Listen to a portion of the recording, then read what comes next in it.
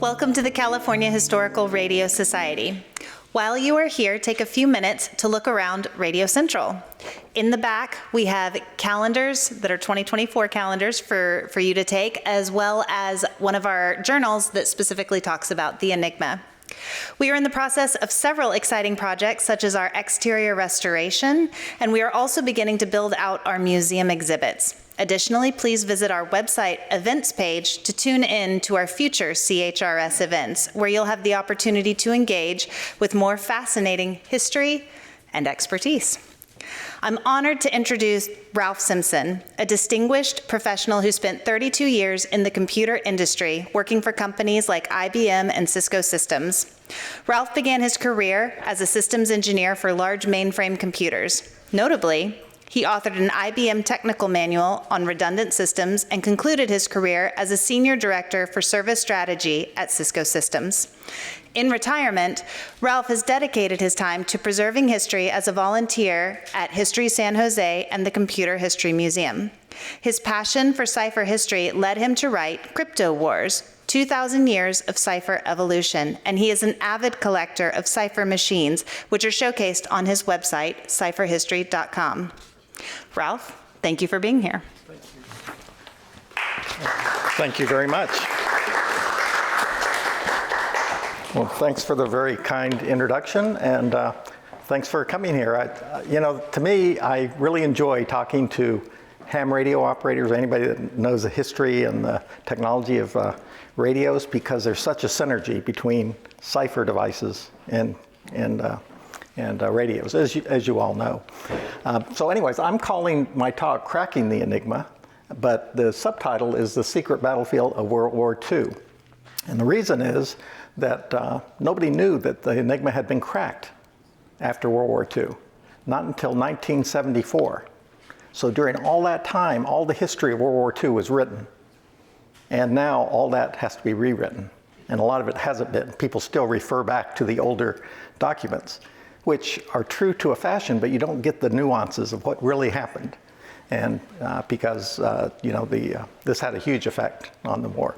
So let me go through this. I'm going to go through the technology, the history, and kind of give you a broader view of what the cipher technology was like at the time. And to start off, I'm going to go back to World War I. So I don't want to confuse you. The Enigma machine was famous for being broken in World War II. That's when it was used. But believe it or not, it was invented in World War I. And so let me describe what happened in World War I. As you probably know, this was the first war that actually used the radio.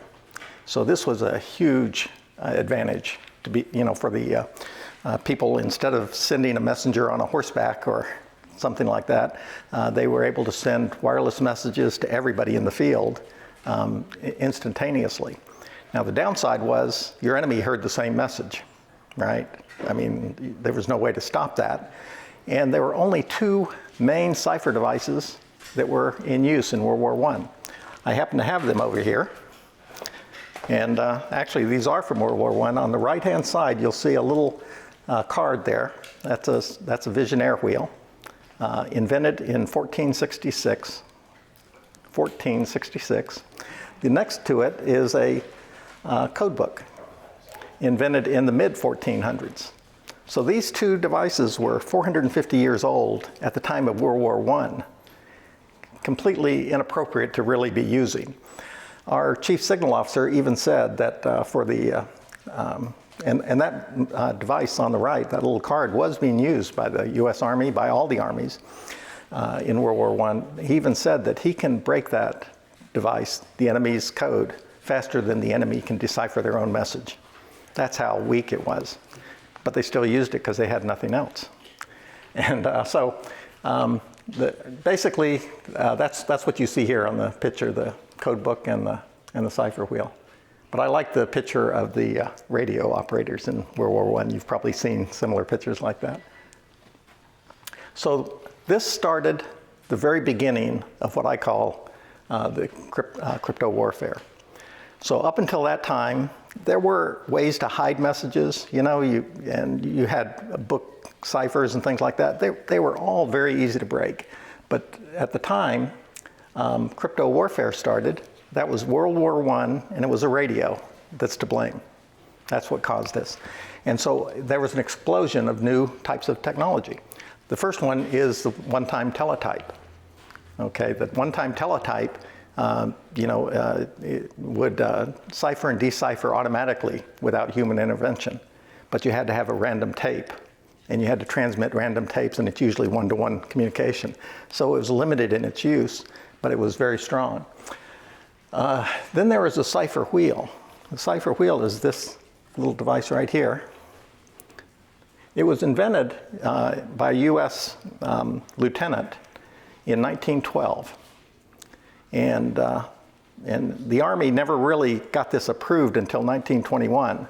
But they went ahead and made some of these. And this one is one of, I think, maybe 10 that are known to exist. And it's made out of bakelite, brass, and it's engraved, very nicely done.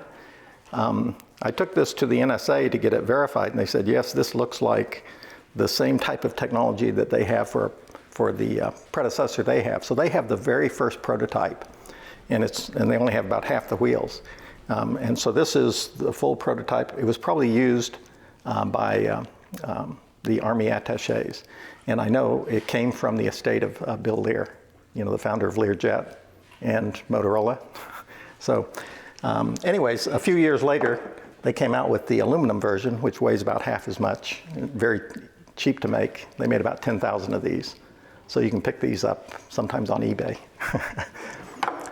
So those were invented in the time of World War I.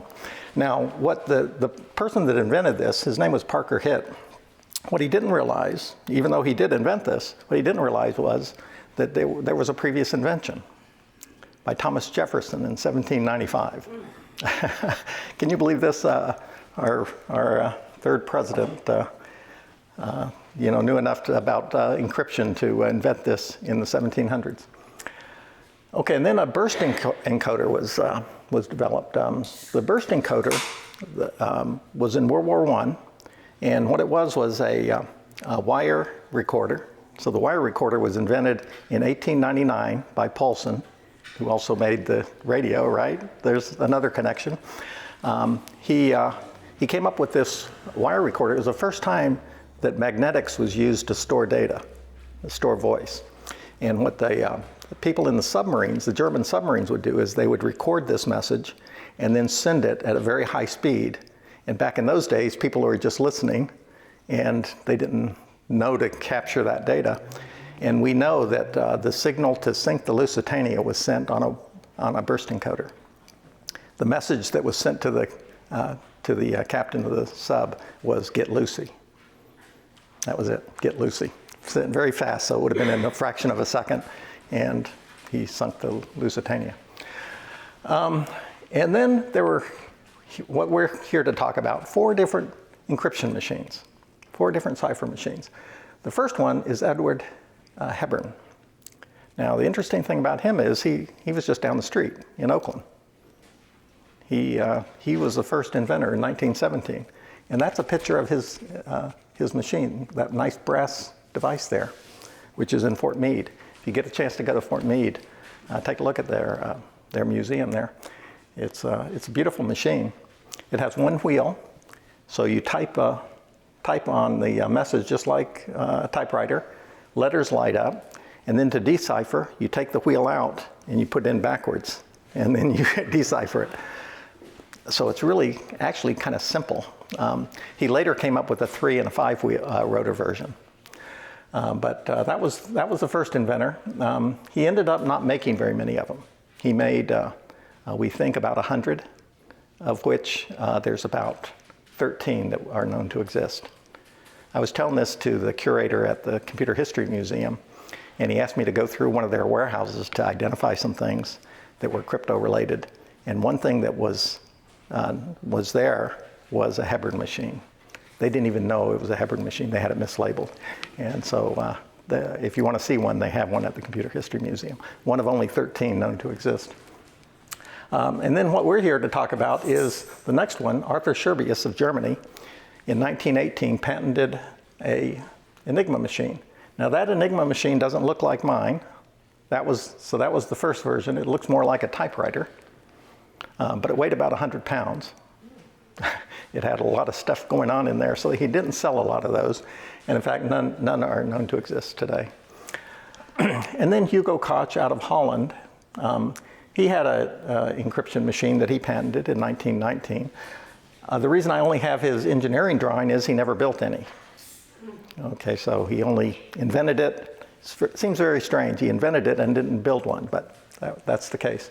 And then there's another inventor out of Sweden called Arvid Dam who invented a cipher device, as you can see there, in 1919. So all of a sudden, we have 4 inventors, 4 different countries, inventing the same thing. And what was different about this is it had a wheel that had 24 connections on one side, wires connecting, 26, and then wires connecting to the 26 connections on the other that mixed up the alphabet. So that was the new invention. So let me talk about the Enigma invention. Here's a picture on the left of Arthur Scherbius. He's the German engineer that invented this. Hugo Koch is on the right.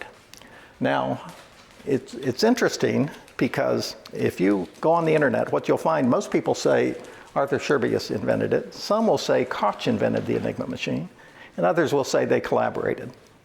So I'm here to set this record straight for you, okay? We found some new information, and we can verify this now. So here's the story. We know that they collaborated, and I'll show you the proof in a minute. But the German Navy began testing the Scherbius Enigma in 1926, okay? Now, it's interesting because in the following year, Scherbius curiously bought the rights to Koch's patent. Now, I say that's curious because he had the exact same patent. They worked together on this. So why would he pay Koch for a patent that they both have? So Koch's patent is in Holland and his is in Germany. And so Koch died the following year. He had a long illness and he died. And it turns out that Scherbius died a year after that in a horse carriage accident. So they both met kind of early, untimely deaths, not knowing what was going to happen with their invention. But here's the proof. On the top is the Dutch patent from Koch. There's multiple pages of text, about 6 pages of text. And then there's 10 pictures. And if you take a look at the bottom drawing, there's also about 6 pages of text, but instead of in Dutch, it's just translated to German, word for word. And then the 10 drawings are the exact same 10 drawings from Koch's patent. So that's not a coincidence, as you know, that's not possible to have 10 engineering drawings be exact like that. So they work together. So we know that they work together. So again, why did Scherbius pay Koch? Now, my speculation is he probably wanted to pay him as a thank you. You know, they worked together on this, and Koch was dying. He probably wasn't going to be able to cash in on this, and he had already sold his first machines to the Navy. He thought he was going to make a big sale now to all of the military for Germany. But there's a second reason, and that is Germans were under restrictions because of the Versailles Treaty that they were not supposed to build munitions, and this is considered munitions. So what they often did was they had a front company in Holland build something for them, and then they could, if they ever went to war, they could just pull that back and start making it.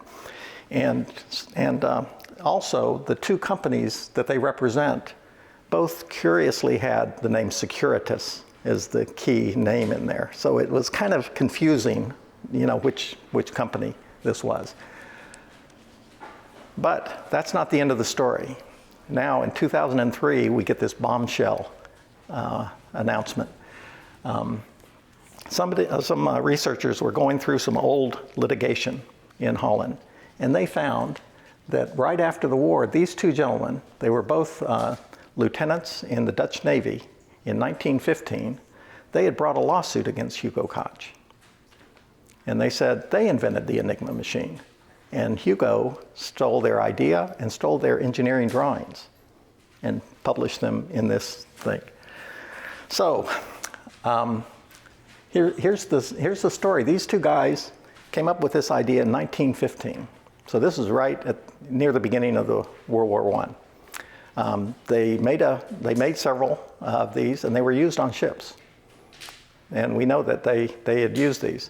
So they went to a patent lawyer to get a patent on it.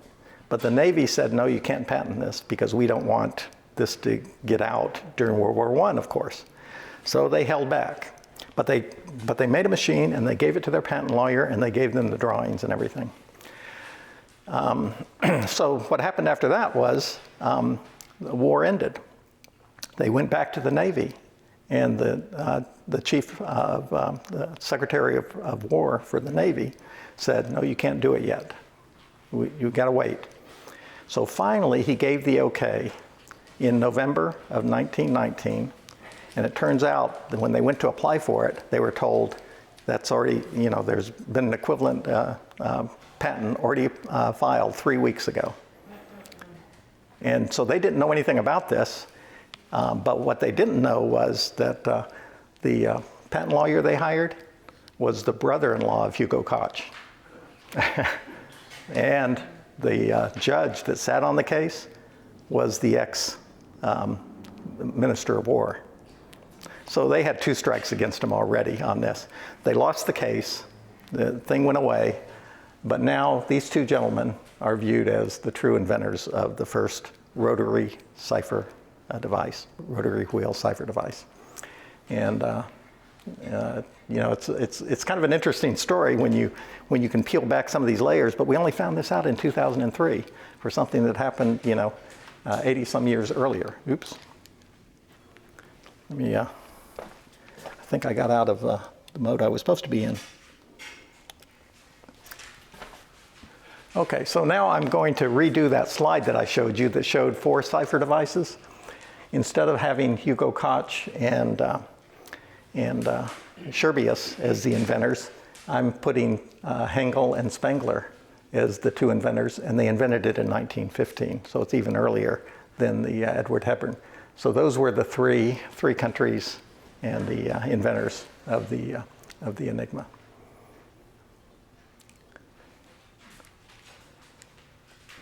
So here's the Enigma machine. This is just a picture of mine right here. And you're welcome to come up afterwards, put your hands on it, and see what it feels like to press the letters. It's quite interesting to feel a machine, 80 years old, and it still has good old German engineering to it, And here's how it's made. You can see that at the top of the machine, there's some spare bulbs, and there's a shade, in case it's bright lights, and some spare cables. Then just down from that are the 3 rotors. You see the windows that you can see the rotors, the numbers that's displayed. Below that are the 26 letters of the alphabet that have light bulbs below it that light up. And then the keyboard. Notice the keyboard just has 26 letters. No space bar, no punctuation, no numbers, just letters. And then below that, which you can see better in the bottom right-hand corner, is the plug board. And the plug board just swaps letters. And in the middle is the heart and soul of the machine. Those are the 3 rotors that mix up the letters. And you can see one side has spring connections, the other has solid brass connections. And I thought I'd point out one little thing. If you take a look at this, right on the front flap, it says Klappe Schließen. You guys know German? You know what that means? Some of you know what that means, right? It means close the flap. And now it has a double entendre meaning, because when you close this flap, a couple of things happen. One is you make sure that all these plug boards are pushed all the way in, because it'll force it in. And if they're not forced in, you can get some false responses. But the other is, it also means close your flap. And they are very concerned about security, so that was the other meaning behind that word. So this is what it looks like if you open up that inside cover, and you can see that on the top are the 3 rotors. Those come out and can be replaced because you're given 5 rotors to put them in different orders. You can also put them on any of 26 different positions. The 40 on the right is the lid for the battery. You use just a lantern battery. And then you can see the light bulbs below that and the keys. And I'm going to go through how this works. And I know the saying is picture's worth 1,000 words. To me, an engineering drawing is worth 1,000,000 words, and especially if it's animated. So I went to the trouble for you guys to animate this. And we'll describe, at the end of this, in just 1 minute, you guys will see exactly how this works. And it might surprise you, actually. You tell me if it's different than what you thought. So the first thing I'm going to do is I'm going to press an A, just as an example. I could press any letter. But I'm going to press the A key. And now what happens mechanically is that the 3 rotors on top rotate like an odometer. The one on the right will always rotate 1 every 26 times in the second one. Then after that one goes 26 times in the third one. So that happens mechanically. And so when you press this key, you can feel there's some pressure to push it down because you're spinning those 3 rotors. And those are quite heavy rotors. Then the next thing that happens is as you hit the bottom of the travel path, you're going to close a contact. And that closing of the contact will then connect the battery to the plug board. That's the first path that it goes to. So you see I press the A and now it goes to the A in the plug board. And in this example, I have a plug that goes from A to M. So it's going to go, so the letter is going to change from an A to an M. And now that M is going to travel up to the rotors. Now it first goes through the entry drum. The entry drum doesn't change anything. So it's an M coming into the entry drum. It comes out of the entry drum as an M. But the 3 rotors are each going to change that letter. So it's going to change it 3 times, as you can see. Now it's an F, and it hits the reflector. Now it's called a reflector because it's just reflecting back the signal. And so it's a set reflector. It never changed during the war. So this added no cryptologic strength at all to the Enigma machine because we knew what it was. But in this case, the F gets changed to a P, and then it sends it back through the 3 rotors. And you catch that? It's going through the rotors twice, right? Each one. And now it's an O, and it comes back to the plug board, and it goes to the plug board again. So it's going to the plug board twice. And in this case, I have a cable, let's say, that connects to the H.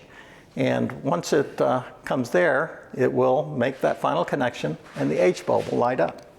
So if you're keeping track, that's 9 times that letter was changed. But it could be 8, or it could be 7, depending on if there's 0, 1, or 2 plugs that you happen to hit on the plug board. That's it. I mean, it's fairly simple, but a lot of times when you read the text of this, it's hard to see what's actually going on behind the scenes here. And it's going through the rotors twice and the plug board twice. That's the key thing there. So let's talk about how strong an encipherment this gives. First of all, if you had an Enigma machine and you sent a message to somebody and an interceptor heard that message but did not have your Enigma machine, so they didn't know how it worked or anything, the number of settings that you can have for that machine would be enormous. It's 3 times 10 to the 114th. Now, comparing that to the number of atoms in the universe, there's 10 to the 80 atoms in the universe. So we're talking about many, many different connections. In fact, I gave this talk at Google and was happy to tell them, hey, here's a number bigger than a Google. That's a natural occurring number for us in cryptology. But you have to think of it a little differently than that, because you have to assume that the enemy, when you're in war, these things are vulnerable to be captured. So you have to assume that the enemy has captured your machine. And if they capture your machine, they have certain advantages. For instance, they may know that you always use a certain number of plugs, which the Germans always did. They know that you had 5 wheels and how they were wired. They know how the reflector was wired. They know how it transversed through there, going through twice through the rotors and twice through the plug board. So they know all of that. And knowing all that, it brings down the cryptology, the key length, down to 10 to the 22nd. Now, if you really want to see the math on this, download my presentation, and I have an addendum to it that goes through all the math that will show the 10 to the 114th and 10 to the 22nd. But you don't have to, you can take my word for it, that's the numbers. And another way to look at 10 to the 22nd is it's 2 to the 75th. So we would today call that a 75-bit key. Now, let's compare that with the first computer standard, which came out in 1976 and was in use until 2001. It's called DES. Many of you probably used that on your PCs. It had a 56-bit key. Okay, so 75-bit, starting in World War I, heavily used in World War II, was considered very strong. But here's how I would envision the Germans would view this. Okay, so they knew that it was likely that the enemy was going to get the machine. So they were looking at this 75-bit key, not as a 75-bit key or 10 to the 22nd. They're thinking, how could the enemy break this? So here's one way to think of it. Let's say the enemy put out an all-out effort. The Allies said, we're really going to try to break this. So they build 100,000 machines. Okay, that's quite an effort right there, right? Build 100,000 machines. Let's put an operator in front of each machine and have them try a different key setting. Now, I don't know how often, you'd have to type out a message and so forth, but let's say they can do it in a second. Maybe they found a way to automate some of this, and they can put a message out in a second. And let's say they do that 24/7 for 100,000 machines. How long do you think it would take to break the Enigma? Take a guess. A week? Or years. Yeah, years. In fact, it would take twice the age of the universe. And here we're talking about, 75-bit key, twice the age of the universe. So the Germans, you remember, this is days before computers, right? They really thought this was an unbreakable machine. And they had good reason to think that. But it had some weaknesses. This is a picture of General Guderian.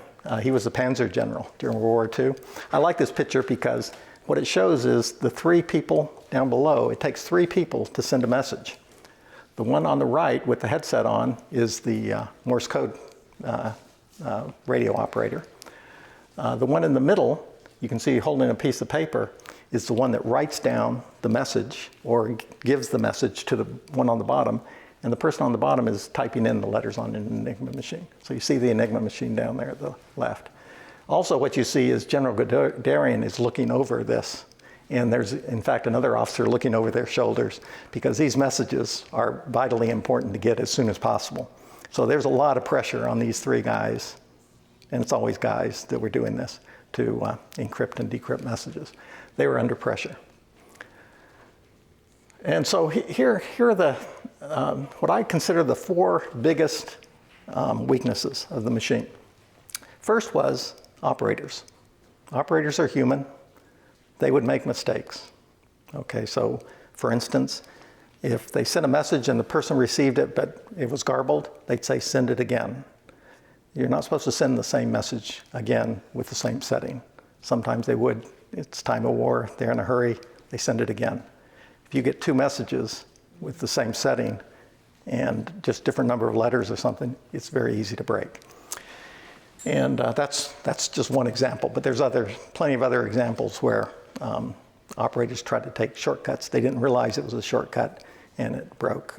Another one of my favorite ones is before the Battle of Mazatlan, which was the first big naval battle when the Italians joined the war. They would send out fake messages. And the reason was during lull times, they would send out fake messages, and then they would slow those down so that just before the battle, they could send out the same number of messages and nobody would know the difference. And meanwhile, the Allies are working on these fake messages, which are just gobbledygook, and they're not breaking them. Well, a 19-year-old lady by the name of Mavis Beatty in Bletchley Park got a message that was 4,000 characters long. Now, they knew they weren't supposed to send more than 250 characters in a message. But here somebody sent 4,000 characters. That's interesting. So she looked at it and immediately deciphered it. Almost immediately. And the reason was there were no L's in the message. Now, there are no L's in the message because if you only press an L, you're never going to get an L back. That's the one thing about an Enigma. It doesn't It doesn't allow the same letter to light up again. If you go back to my wiring diagram, you can see why. It can't, if you press an A, it can't come back to the A. And it's because of that reflector, reflecting a different letter up at the top. So anyways, she was able to decipher it. She got the war plans for the Mazatlan, the battle. And it turns out that we basically, the Allies, the UK, basically dismantled the entire Italian Navy in that one battle. And they were nowhere to be seen after that because they just wiped them out. And it was based on knowing exactly when and where they were going to be. And it was from this 19-year-old girl. I shouldn't say girl, but she was a young lady out of Bletchley Park. And the admiral, after the battle, went up to Bletchley Park to thank her personally for making such a difference. The reflector was reciprocal. That's another failure because no letter could encode to itself. Now, for a non-crypto person, you might think, well, what's the big deal? A letter doesn't encrypt to itself. Well, in fact, that was the big deal that was later used to break the Enigma using the bomb. So it definitely skews your response when you do that. The other is the rotors had regular movement. The right-hand rotor always moves once. Every key press, the others, after 26 and 26. So the others don't move as much. So you can typically get the first 13 letters of a message with just one rotor moving, the others being fixed. So that's a failure. And I say ironically, another shortcoming was that the key space was so big that the Germans just did not expect that it could be broken, even when they had proof. They did not believe it. And so they kept using the machine as they did. But let's talk about how it was first broken. You may be surprised to hear this, but I'm sure many of you know the story of Poland being the first country to break the Enigma. Here's the guy, Marian Rejewski. He recently got a master's degree in mathematics. And you have to go back now to 1930s. This was 1932. He got a master's degree. In fact, the military in Poland hired 3 people with master's degrees, or 2 just had bachelor's, and they gave him a course, a few months long, on cryptology, and told him, okay, now we want you to break some codes. This guy on his own was given the task of breaking the Enigma. And he wasn't supposed to tell the other 2 that that's what he was working on. And it turns out that a spy, a German person out of the Cipher Bureau, gave some keys, sold some keys to the French. The French gave those keys to their allies, the Polish and the English, and they all tried to break the Enigma. In fact, they all got together afterwards, about a year later, and said, any luck? And they all said, no, can't break it. Well, it turns out Poland did break it, but they didn't want to tell anybody because they were afraid that the Enigma machine would be changed, and then, they felt really a lot of pressure, that Germany was going to take over Poland. So they didn't tell anybody. But here's the other key. They came up, here's what Marian Rejewski did, without getting into the mathematics of it, but he used group theory in mathematics, which is a specific field of mathematics that allowed him to break this machine by separating the effects of the plug board from the rotors. Okay? Now, so that number that I told you, twice the age of the universe, if you can separate those and only solve for the rotors, now you can solve it in 2 hours instead of twice the age of the universe, if you had 100,000 machines and all those. So it's still a big task, right? But that made it, something you could do. And they came up with a bomba, which in Polish means eureka, like that's the bomb, So they came up with a bomba, which it was 6 Enigmas in series in one little box. And so they could test out, 3 rotors in 6 different settings. And they usually solved this in about 15, 20 minutes. So at midnight, they'd start getting some messages. They would work on it, and 15, 20 minutes later, they'd get it solved, and then they would be reading every single message in real time, just as fast as the enemy was. And they were doing this from December of 1932. Okay, so that's when it was broken. Now, they didn't tell their allied friends, the UK or even France, who gave them this message, until 5 weeks before Germany invaded Poland. So based on these messages, they knew it was going to happen. They knew what they were in for. So they invited them to those two countries to come out to Poland. They went to Warsaw. They gave them replica Enigma machines that they had built. They gave them the Bomba designs and said, we've been breaking it all this time. The guy in Bletchley Park that was tasked with doing this, his name was Dilly Knox, and he was a fantastic code breaker. He'd been working on this Enigma problem for the last decade and could not solve it. And so his first question was, well, what's the setting of the entry wheel? And Marian Rejewski said, well, I just guessed it was a straight pass-through, and that's what it was. They had tried all kinds of things and never expected them just to do a straight pass-through. And so he was quite upset at himself for not trying this. But anyways, this is an amazing thing. To me, one of the amazing things about the whole Enigma story is the secrecy around this. So the Polish were the first, and they kept it secret for 7 years. So as soon as this was given to the UK and to France, they both immediately started working on it. This is Bletchley Park, for any of you that have been to, somebody here said they've been to Bletchley Park. This is the main mansion at Bletchley Park, but they had a bunch of huts where they had people doing the work. And eventually they had 11,000 people working there in Bletchley Park. So this was a huge operation, you know, running 24/7, a couple hundred bombs, and a lot of work. But it was Alan Turing that led this effort. So even though this was broken by the Poles, they were using some poor methods at the time, the Germans were. And then by 1939, when war broke out, they added a couple more wheels, they added more plug boards, and they quit sending the message indicator twice. That was what the Poles used to break this. And so Alan Turing said, okay, I'm going to build a bomb, but instead of basing it on the message indicator being sent twice, I'm going to base it on no letter encrypts to itself. So if I know that there's a crib, certain letters in a message, and it can be at least 12 letters long is what he was encouraging, or more. And if you put those 12 letters of what you think is the message next to any 12 letters in the message, if any letters line up, if there's an A on both, then you know that can't be the setting, or any letter matches. But he was able to do this electronically in a bomb, and that was his major contribution in the war.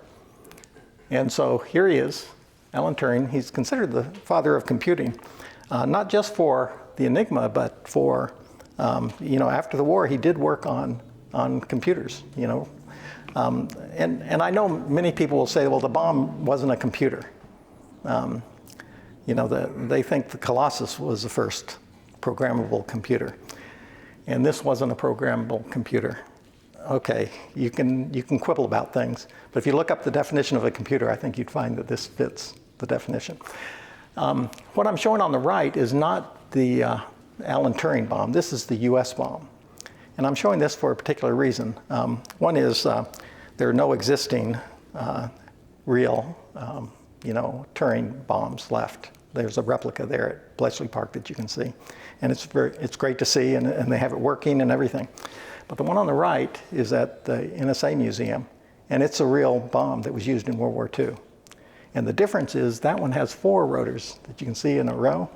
That's because it solved the naval Enigma, which was much tougher to solve because it had 4 wheels instead of 3. And it was 4 from a selection of 8 instead of 3 from a selection of 5. So it was a very difficult thing to solve. And so here's the design point that the engineer did on this. The rotor in the Turing bomb would spin around, at a rate of 120 revolutions per minute. Okay, so twice a second, basically. This bomb had to spin at 1,725 revolutions a second. Now, this is very mechanical. It had brushes on it, it had contacts, and the way the English bomb worked was once it got a hit that it thought was the right thing, it would just stop. And there was a little letter that pointed to the letter that they thought that rotor was on. And so somebody would just write down the 3 letters, give it to somebody to try out. The difference here is when you're going at 1,725 per minute, you can't stop it on a dime on 1/26th of a revolution. You know, you'd burn it up, right? So it would spin around several times after it makes a hit. But this guy happened to be a ham radio operator. So he designed that little box on top that has hundreds of power tubes and, importantly, thyratrons that he designed. Okay, so he designed his own radio tube there. He designed the thyratron, and actually that thyratron was used in the Manhattan Project also to count radioactive decay. And so since he had already done that, they hired him to do this. And so he built this, and the thing on top, what it does is it will tell you the setting of the 4 rotors, right, at the time of the hit. The rotors keep spinning, and then it keeps track of that in memory, and then it rotates the wheels back to that setting so that it can go forward again, because it could be a false positive. You could have dozens of hits that aren't real. So that way you don't miss any. So I thought that was pretty cool that this was invented by a ham radio operator. There's hundreds of tubes up there, power tubes and so forth, and a little printer on the right that would print out the 4 settings. So basically this is a 4-byte memory, that thing on top, with all those tubes and everything else, right? That was a major contribution he made. And you can see that the UK made 211 of these. The US, this guy worked for NCR, they made 121.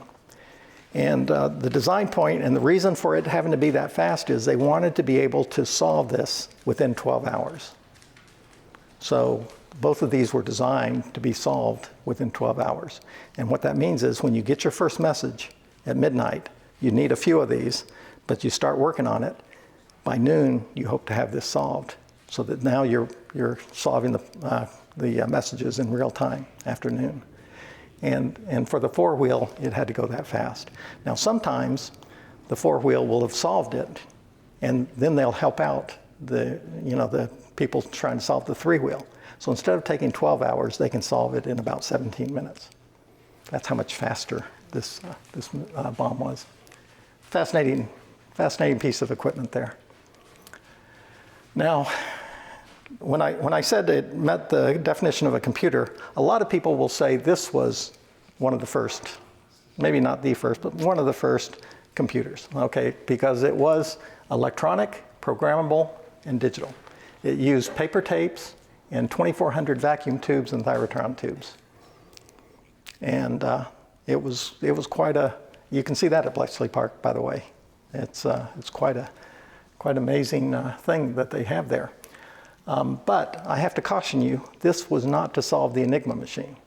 And a lot of people get these confused because you think of the Enigma as the German cipher machine, but they also had this machine on the right called the Lorenz, which has 12 wheels, and it was attached to a teletype, and it would send out a message using from the setting of the 12 wheels, it would give a pseudo-random number generator. So it acted like a one-time pad, but it was through a pseudo-random number generator. And the Colossus broke it. So that's not the Enigma story. Remember that. But it's an important story. It was only used by the high command, Hitler and his generals and admirals. So let's talk about what happened in the war as a result of the Enigma. One of the big things that happened had to do with the Battle of the Atlantic. When the U.S. first entered the war and we were trying to supply the UK with munitions and with food, and supplies for their populace, we were having 60 ships per month sunk on average. And you can imagine the thousands of lives, 60 ships. And the reason was the U-boats had free reign of the Atlantic, and they were just everywhere. And all it would take was one U-boat to spot a convoy, and one ship out of that convoy. It would report back to headquarters, hey, I found this ship at this location. They would know what other subs are in the area, and he wouldn't bomb anything yet. He's told to wait. They would bring together, half a dozen, a dozen, 2 dozen, 3 dozen. Sometimes, I think the most that we know of is like 40-some submarines attacking one convoy. And you can imagine the devastation that would do. They pick out the different ships that they're going to get, and they just hit it and run, right? So this was. I mean, these wolf packs were very effective for the Germans. And I like this quote from Winston Churchill, because if you put yourself back in his mind, you can imagine he's fearing, the battle of the air battle coming across, or the sea battle coming across to invade, the island country of the UK. He's also getting hit with V2 bombs all over London, right? But he said the only thing that ever really frightened me in the war was the U-boat peril, because he knew that if that wasn't stopped, there was no way that the UK could continue on. They wouldn't have the supplies to be able to fight back. And the Nazis really believed that this was also the case. They thought that this was going to be soon over. They thought they'd have a blockade, and that would be the end of it. But things changed in May of 1941. This story is one that you've probably heard, and there's been fictionalized versions of it on different movies. But the captain of this submarine, U-110, is Captain Limp. He's there on the left, and the hero of the story is Lieutenant David Baum on the right. So Captain Limp was in 110. He was a captain, and he had an Iron Cross. He was well decorated, well respected by his men. Even though he was quite young, he had depth charges after a battle. He had depth charges that damaged his submarine. So he commanded the submarine to come to the surface and everybody to get out. And so the UK had a plan for this. Now this was not by accident. This was a specific plan. Their plan was, when the soldiers are coming out, they were going to take machine gun fire and rake the conning tower with it, with the idea that they're going to see that they're under attack. They better hurry up and get out, and maybe they'll forget to set the scuttling charges. And that's exactly what happened. They forgot to set the scuttling charges. They just all exited. So this guy on the right, and here we have a picture of it. You see on the bottom left, there is the boat that goes out to the submarine that's sinking. They go into it, a darkened sub that's got water in it, and they go and retrieve the Enigma machines and the code books. And they did this in a way that they put all of the captors on the other side of the ship, so they couldn't see this was happening. So nobody would know that this happened. Then they sent all those captors over to Canada, so to keep them away.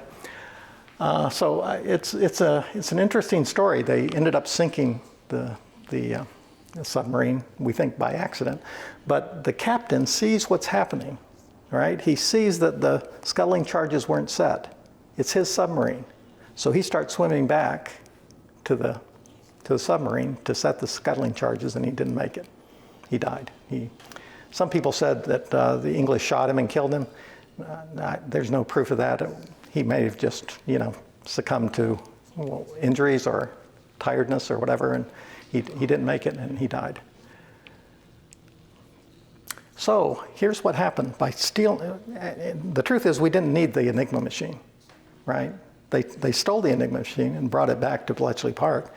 Bletchley Park already had them, right? They didn't need that. What they needed was the code books that said what's the settings on this Enigma machine. And the way they did it in the submarines, they got 3 months worth of code books. And luckily, when this pinch happened, they were only 1 month into this. So So they could read the past month's worth of messages, which they had not read any of at this point from the Navy. And then they could read the next 2 months, the upcoming 2 months, in real time, which they did. And what that told them was exactly how the Navy used the Enigma machine, which was different than the Army and the Air Force. And it also showed them how they divided up the ocean into two-letter codes to divide it up. And so they knew exactly how that was done. All of these were revelations out of this 3 months. The other thing they found out was that the weather trawlers, I don't know why they did this, the weather trawlers had Enigma machines and would send out Enigma messages. Now, why would they do this? Just to report on weather. And these were unarmed. So what would happen is the British would go and capture one of these weather trawlers every 3 months, try to get one that's just recently been put out there. They're unarmed, take it over, sink it, and get the code books, and then they'd have the next 3 months. And that worked several times. So, it was a good way to do it, and the Germans were never the wiser.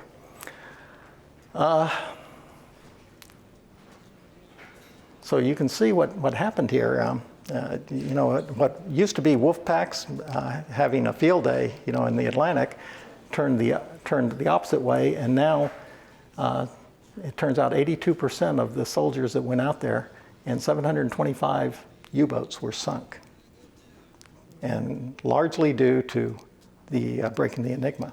The other thing it allowed us to do is to take these convoys, and when we knew where these, because they'd report where they were, we would just reroute convoys, around all these submarines, so they couldn't be found. And it saved a tremendous amount of lives. Some people estimate it shortened the war by 2 years.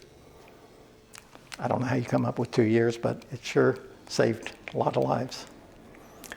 And here's an example of what Allied shipping was being sunk. So before the capture of the U-110, you can see that Allied shipping in thousands of tons was pretty devastating. And then as soon as we captured the 110, you can see it dropped. And not just for 3 months, because we also got some weather trawlers and we were able to read some of these things. But then what happened was the four-wheel Enigma came out. And then again, we had a darkness period because the weather trawlers didn't carry the four-wheel Enigmas. So we had to break that, and that took about a year. And then we came out with the first break. You can see it maybe a year and a half before we first got the first break in the four-rotor Enigma, and it started bringing down the losses. So that's a huge effect of Enigma breaking. So here's a picture of Admiral Donance. He's the one in the middle of the picture examining some submarines in France. He was in charge of all the submarines, but let me describe how this looked from his point of view, or from the captain's point of view. Whenever the British would read one of these messages, they wouldn't just react to it. So for instance, if they knew a submarine was at a certain location, well, by the time they broke it, it's gone, but they might be able to find it. But they would never just bomb a submarine. They would send a spotter plane over it first, even if they knew where it was. And then once the submarine sees that the spotter plane has them, well, they'll have conveniently a nearby battleship bomb it and take it out. But they always had some rationale to try to prove that that they had another way to break this. But when I told you earlier that there was proof that the Germans should have believed that it was broken, but they didn't, let me give you just two examples. One is Donance sent a message out to his fleet, and it identified 5 submarines. Okay, and this was meant to be a morale booster. So basically he said, okay, these 2 submarines that are out there, go to this location and you're going to be resupplied, because after about 3 months you need resupplying food and ammunition and torpedoes, all that kind of stuff. So they went there, and it was off the bulge of Africa, and it was about 1,000 miles from the nearest shipping lanes that were being used by the Allies. that's what they purposely did. They would go way far away so that they could be safe. Because the way this worked was they'd have these mother subs that would supply them. These would be big subs. And then the two subs would come on each side. And while they're supplying fuel, they're vulnerable. Because you can't just immediately disconnect fuel and it'll catch on fire and all those kind of things. So they supply the fuel while they're giving them the food and torpedoes and all that kind of stuff. And then they're good, and they also, by the way, get 3 months worth of Enigma settings. So that's what they get. And then they're on their way and they're out for the next 3 months. And usually they do this just once. So they're out 6 months and then they come back. So the message was, hey, 2 of your comrades are going to be resupplied, so they're going to be fresh. And we got 2 new submarines that are going to be joining the battle in the Atlantic. They've just been built. They're coming through the North Sea on this date. And so the British looked at this, and of course they have to have a rationale to sink these. So what they did was they knew exactly 1,000 miles off the shipping lanes where to send a spotter plane and where to accidentally have a battleship, and they sank all 3 of those subs. They sank all 3 of them. Great news, right? Because they really wanted to get these mother subs. There were only 11 of them at the peak. And if they could get those, it meant that the other subs had to come in to port, every 3 months instead of every 6 months. So that was a real strategy. And so they sank them. Now, they purposely said it would be stupid for us to now get the 2 new subs, I mean, if we were to sink those 2 new subs, game's up, They'll know that we read this message. So they didn't tell, the military that these 2 new subs were coming in. Well, when you know it, the next day, a real spotter plane spots them. And they sank both of them. So in 2 days, they get 5 submarines, okay, all in one message. Now, this caused a big uproar. So Hitler calls a meeting.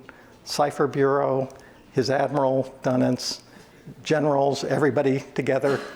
And the question on the table is, has the Enigma machine been broken? And so the head of the Cipher Bureau gives his story, basically twice the age of the universe, can't be broken. And so Hitler says, well, how did this happen? How did this get? So they said, could it have been a spy? And in this example, Donant said, no, it couldn't be a spy because he had the message. He was in front of the guy that was sending the message, and it went out. Okay, so it didn't go anywhere outside of his office there. And so Hitler thought, well, what kind of technology could the British have? Maybe they have a super sonar device that can operate from an airplane and spot submarines in the water. So he sent some of his scientists off to work on that type of technology to see if they can replicate it. And in the meantime, they didn't even change their code books. That's how confident they were that they didn't break the message. Okay? And there's other examples of that. There's another one that I liked that had to do with General Rommel in Africa. He was a desert fox. He was a desert fox because he was breaking U.S. Messages, knew exactly what the British were going to do. This was before the U.S. was even in the war. And so he was always at the right place at the right time. And he was decimating, the British in Northern Africa. But anyways, after that was discovered, the U.S. went to a different cipher device, cipher book at the time, that they hadn't broken. And then the British started breaking the Enigma machine. And one of the cribs, by the way, was from General Rommel. He had an outpost that was far enough removed that they never got any activity, and they just kept sending the same message back, nothing new to report. So the Bletchley Park sent back to the UK general in charge and said, never attack that outpost, because that's how we're breaking the messages. So they were breaking all the messages, and now Rommel is no longer the desert fox. He's losing. He's running out of fuel. And one of the ways that that we know this is we're decoding Enigma messages, and he's desperate. He's sending messages all the way to Hitler saying, I need fuel. I'm out of fuel, And so what would happen is the British had very few extra planes. They would not be able to just fly around and spot these convoys or anything. But when they knew exactly when a convoy left, they couldn't even go and attack the whole convoy. They would just attack the oil tankers. And so they would sink, because that was an easier thing to sink and catch flames and all that kind of stuff. So that's what they did. And but the way they did it was they'd spy a spotter plane over. They'd see, oh, there's a spotter plane, and then they're at hit, and their tanker's blown up. Well, one time they were leaving Naples, the port of Naples, with this, and it was all clouded. So the spotter plane was trying to find them. They knew where they were, but they couldn't be seen, so they weren't supposed to do this. Well, they got all the way to the coast of Africa. And right at the coast, there was a little hole in the clouds. The spotter plane flew into that hole so that they could see him, and then they bombed him. But it was very suspicious, right? I mean, you know, why would it even be out there when it's all clouded up? It was clouded the whole way. So they had another meeting, right? They tried to figure out, how did this happen? Well, because it was coming from Naples, they thought, it could be a spy. So that was the message that went out on the Enigma machine. So the British sent out a message in a code that we knew the Germans had broken that said, thank you, spy, for giving us that message about that convoy. We're giving you a promotion and a bonus based on that, and keep it up, you know. So the Germans fired the admiral in charge of the Naples port. They started knocking on doors and kicking in doors and trying to find where this radio could be and the spy. They never found him. And it wasn't until 1974, when it was reported that this was broken by the bomb, that the Italians felt vindicated that they didn't have a spy in the midst here. Now, one of the questions is that I've had before is, but wait a minute, Donitz came up and wanted a four-wheel Enigma. Why would he insist on having a four-wheel Enigma if he thought, that the Enigma was strong, unless he really, if he thought the Enigma wasn't broken on a three-wheel, why go through the extra effort to design a four-wheel and the operation of it and so forth? Well, they interviewed him in 1974, and basically he was very surprised with when a book came out that talked about this Enigma being broken. He was surprised that it was broken. He said he was told that it wasn't broken. He had his suspicions, but he thought it wasn't. And basically, he said that the rationale for coming up with a four-wheel was to get rid of the possibility of a spy from another military service being able to read the message if they had a three-wheel. So, anyways, that's the story of Donitz, and I like those stories of the Germans being so believing that it couldn't be broken. So, if you look online, a lot of people claim that the Enigma secret was kept for 29 years, because they're counting from 1945, when the war ended, till 1974, when the first English book was published that talked about breaking it. But the truth is, it was first broken in 1932, December of 1932, by the Polish, remember? So I claim the secret was kept for 41 years, not 29 years. So that's how long the Enigma was broken, and despite thousands of people, tens of thousands, knowing that it was broken. I mean, there were thousands of people working on the bombs, and there was 11,000 people at Bletchley Park, and the U.S. had similar numbers. It was never revealed. And so what did that mean? That means that the US and the UK could encourage other countries to use the Enigma machine. This Enigma machine was in Norway after the war, because they had to leave like in 24 hours. They left behind a bunch of Enigma machines, and the Norway secret police, which was their CIA, used that machine, that particular machine. They rewired the rotors, and they used that machine while the US and the UK were deciphering every message. And there are other countries doing the same. because nobody thought it was broken. The 40,000, we think about 40,000 Enigmas were manufactured, up through 45. And of that number, we know of about 400 that exist. And there's more that turn up every year. You know, usually 1 or 2 new ones are found in somebody's attic or basement or something like that. So there's a few like that, and about half of them are in private hands. So, and this is one of them. I have another one, by the way. They're not real common, but they're not super rare, you might say. I mean, there's 400 of them. But I remember talking to the NSA historian, David Hatch, and said, you know, this doesn't make sense. I went through the museum there, and they had about 20 Enigmas on display. It's the biggest cache of Enigmas anywhere, right? And I said, okay, that's a lot of Enigmas, but how many more do you have in storage? And he says, not that many. He says, we have some out on loan, and we have a few others, maybe another dozen. And I said, but that doesn't make sense, because the soldiers, as they were overtaking German positions, were told to be on the lookout for the Enigma and send them back, because in that way they can see what the settings were and all those kind of things. And I'm sure that they must have gotten more than 3 dozen Enigmas, right?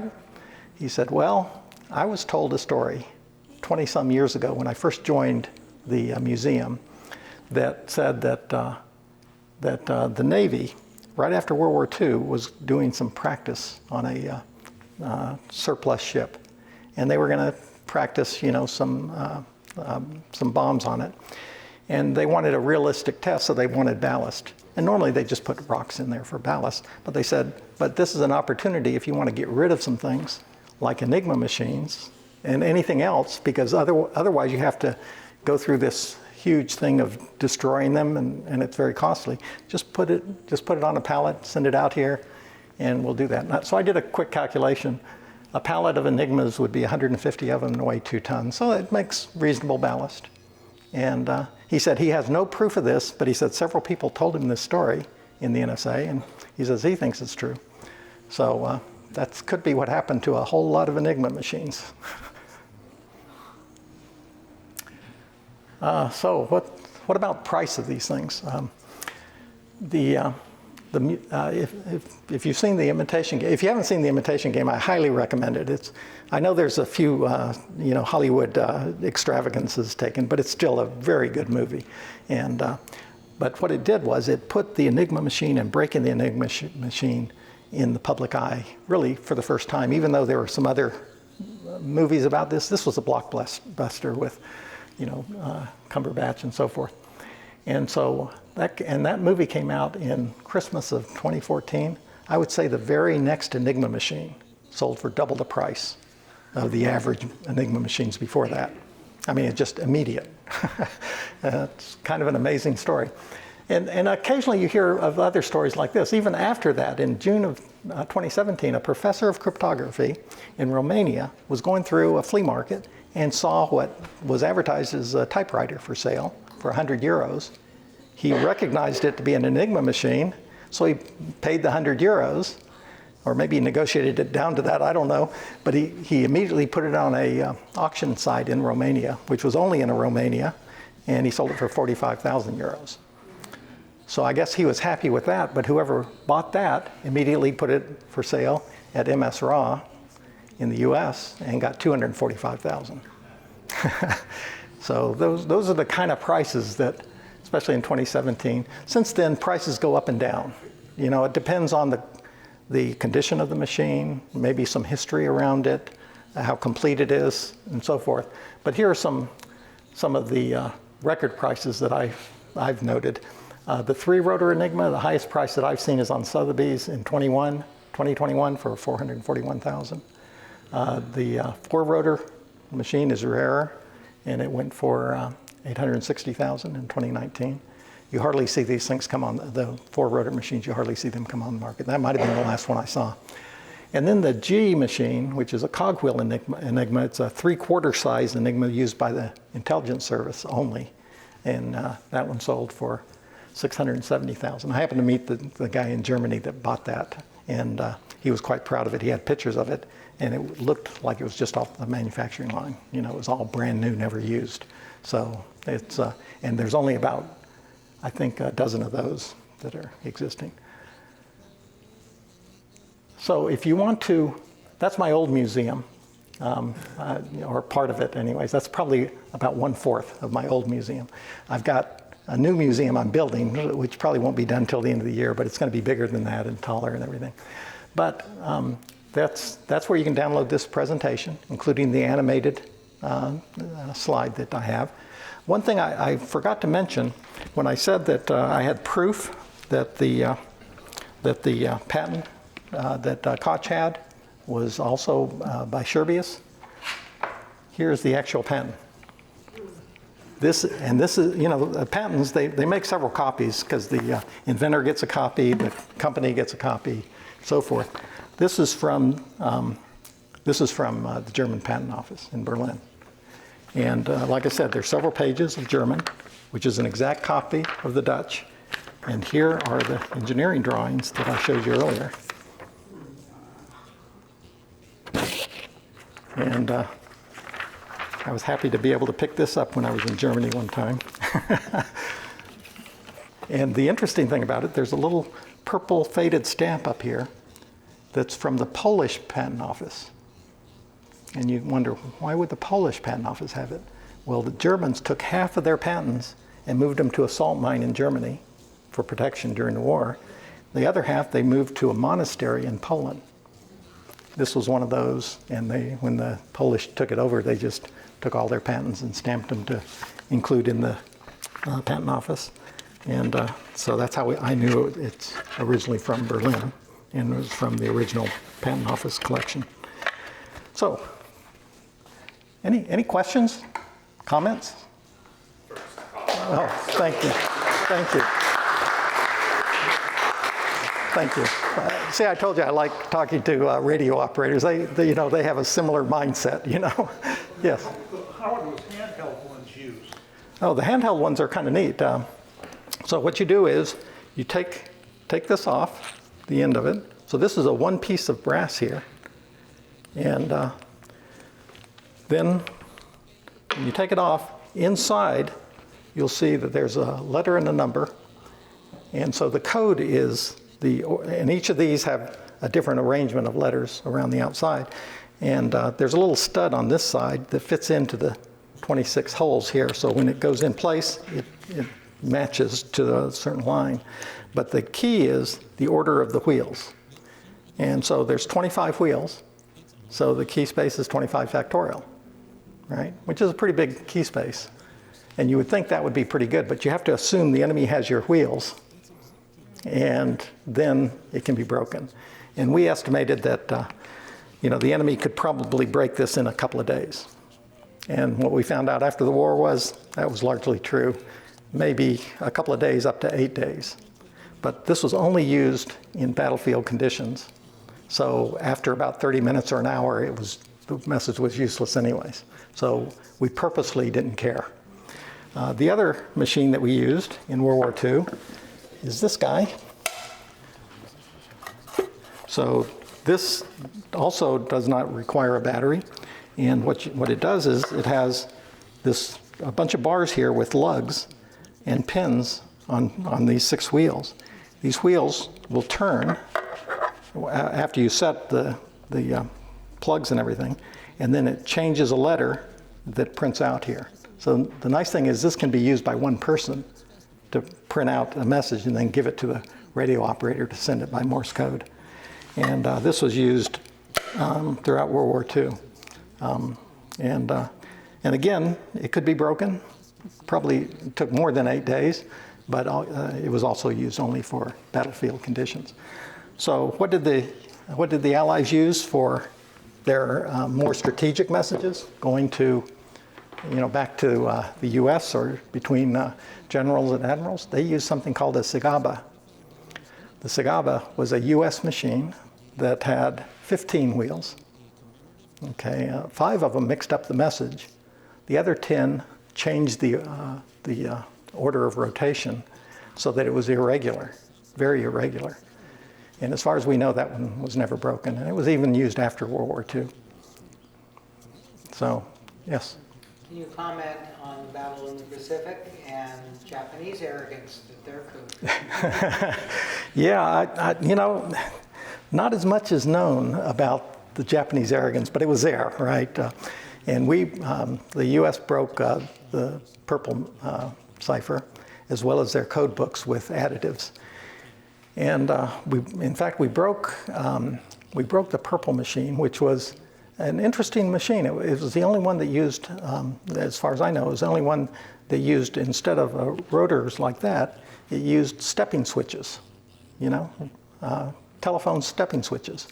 And so basically you could buy these off the shelf and they worked very well. You just need a lot of wires to connect. They had 3 different stepping switches connected together. And it was broken by the U.S.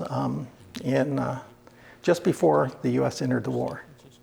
And so it allowed us to read messages in the Pacific and in the Atlantic, believe it or not, because what happened was this particular machine was used by the ambassadors. And there happened to be an ambassador in Berlin who was a 2-star general. Okay, he was very well respected by Hitler. He's called Hitler's confidant.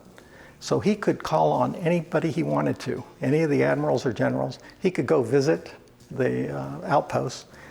And in fact, just before D-Day, he visited the outpost that we happened to target to attack, you know, for D-Day.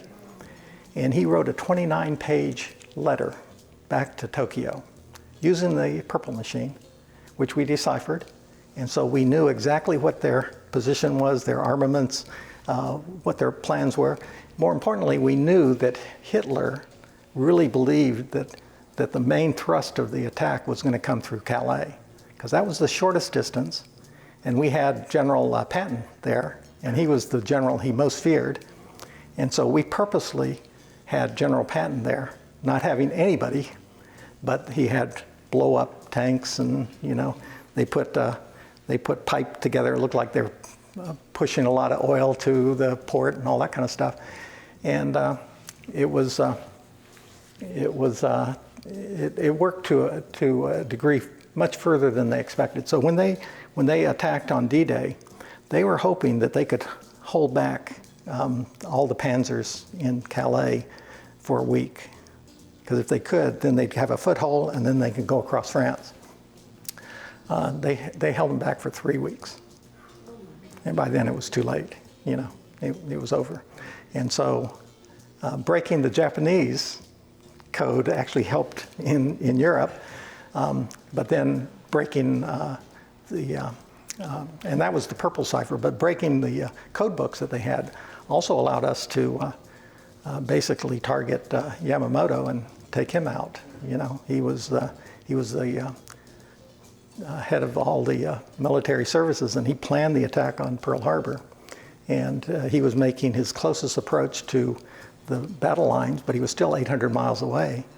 And we knew exactly when he'd land because he was very punctual, and we knew when he'd take off, and we were there to blow him out of the water. Yeah. Yes. What was the likelihood of the Allies winning if they had not broken Enigma? See, that's a big question for historians, right? When I said that many historians say it shortened the war by 2 years, well, part of the reason for that is, you know, the U.S. did come up with the atomic bomb. So even if the UK lost and they were gone, and Germany was still there, and we still had the atomic bomb, we could still get Germany, right? So I would say that the Allies were going to win, but it would have been much, much more deadly, costly, with a lot of fatalities. You know, not as though there wasn't a lot already, but it could have been much worse. Yeah, good question though. It's that's one of those what if type questions that it's a little hard to decipher sometimes. Yes. Any more questions? Yes? Is there like a limit to the number of rotors that a machine that size can have? Like, could they run a 10 or something, or would it? It wouldn't help. It would help to a degree, right? Because like I said, there's 3 here. The next one had 4. You could have 5, 6, 7, whatever. But if you know the wiring of them, now you're just talking about what's the permutation of the orders, right? So when you have 3 out of 5, there's 60 different permutations. And if it's 4 out of 8, like the Navy had, I forgot it, but it would be 8 times 7 times 6 times 5. So yeah, it goes up, but not as astronomically as you would think, because you know the wiring of the rotors, you know. So it would help, but you know, there's a point of no return on that in a way, because you know it's what would be better than that would be having irregular wheel movement. As soon as you have regular wheel movement, it's easy to set up a bomb to just try, you know, the next settings and try every setting. But if it's irregular, then you know you might figure the setting, but then what happens when you turn it and a different rotor turns out of order from what you expect? You know, for instance, the Soviets came up with their what's called the Soviet Enigma. It's called the Fialka. I'm not sure if you're familiar with that machine. It came out just after World War II, and it has 10 rotors. And the way it works is it has 5 rotors that mix up the message, and right beside it is another 5 rotors, and it's paired with the other rotor to move it irregularly. And it has multiple points that it will spin around. And every other wheel moves in opposite directions. So it's quite difficult to break. Yes? So it's irregular, but it has to still be deterministic to get the same message of the... It's deterministic for that day. For that day, yes. So just like when I said twice the age of the universe, I think one thing I forgot to say was the next day they changed the settings, right? So you have to break it the next day too, you know. So it's deterministic for that, you're right, for that setting. But what isn't deterministic would be the position, the initial position of the 10 rotors. So every message would go out with a different setting for those 10 rotors. It is quite a difficult task to solve, even with computers.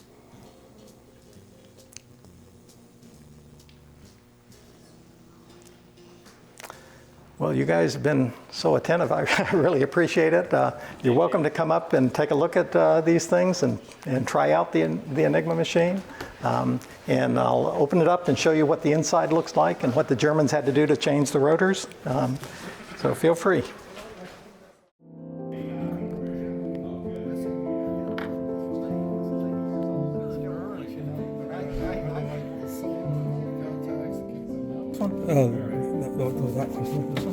Oh, I don't have the things in. Oh, you don't? Oh, okay. Let me put them in. You haven't got the wheels in. All right, yeah, let me put the wheels in. Okay. So you notice that these are numbered 1 through 3, but there's actually 5 total. So you have to put in the 5 in a specific order and put them all in here. And then you see these little spring contacts. You have to push that together like that. So that now you can put it in place here. And do it all while you're in a ditch and somebody's shooting at you. Yeah, right. This is going to be right at the end with music in the background, sort of like. This pushes them together.